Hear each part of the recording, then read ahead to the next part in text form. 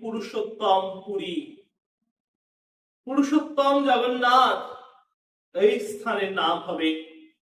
এই স্থানে বিরাজিত হবেন লক্ষ্মী নারায়ণ।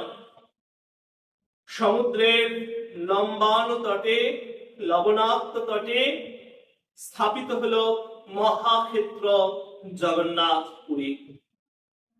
নির্জনে নির স্থানে সমস্ত দেবতা যখন এই পৃথিবী ছেড়ে নিজের নিজের পরম ধামে চলে যাবেন, তখনও পর্যন্ত এই কলিযুগে 10,000 বছর পর্যন্ত জগন্নাথ শ্রীক্ষেত্রে নিবাস করবেন এবং শ্রীক্ষেত্র আগামী কলিযুগে ঘোর কলিকালে সমস্ত তীর্থ যখন লোপ হয়ে যাবে, কোন তীর্থ থাকবে না,